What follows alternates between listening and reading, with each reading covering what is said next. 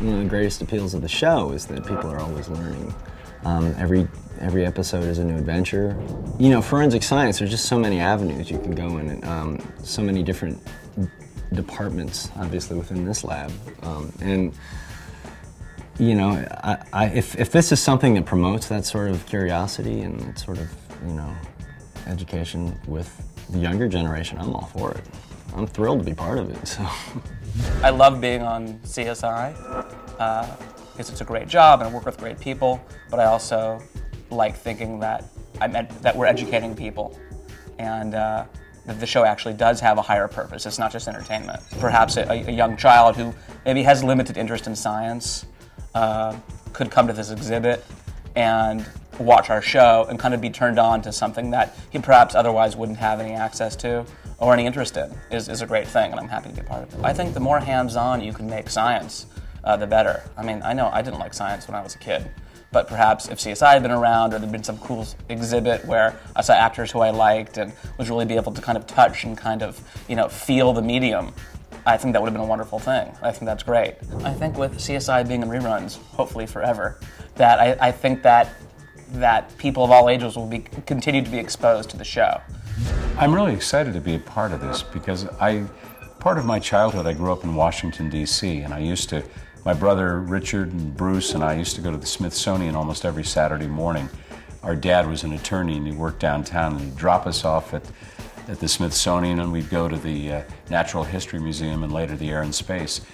I've always learned so much and had such fun in museums, but it's great that it's expanding and that it's you know, getting people interested in science and forensics and a lot of things that perhaps they weren't interested in before. There's nothing wrong with education and fun colliding, and I hope that's what this does.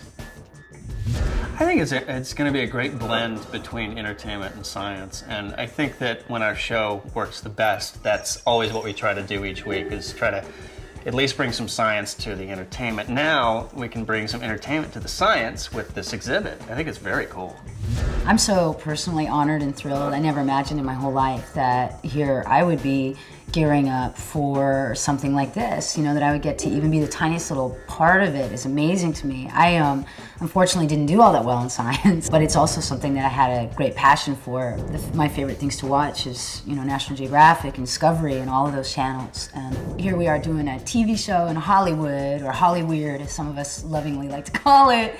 And it can actually help people get interested in some of the things that I think people can be easily intimidated by, or things that they feel like, well, I couldn't do that, or it's over my head, and it's sort of bringing it to a level where people can really understand it. I think if there had been more interactive science where I was growing up, I probably would have done a lot better.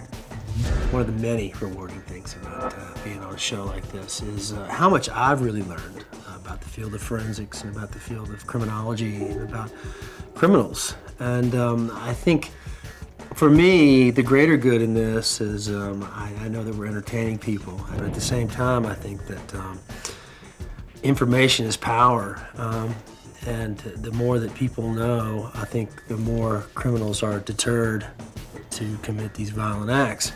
You can't get away with killing anybody anymore. You know, now DNA is solving a lot of crimes too. So for me, I think the most rewarding thing is really the surge in interest in the field, because we need more, the field needs more smart, good, sharp people.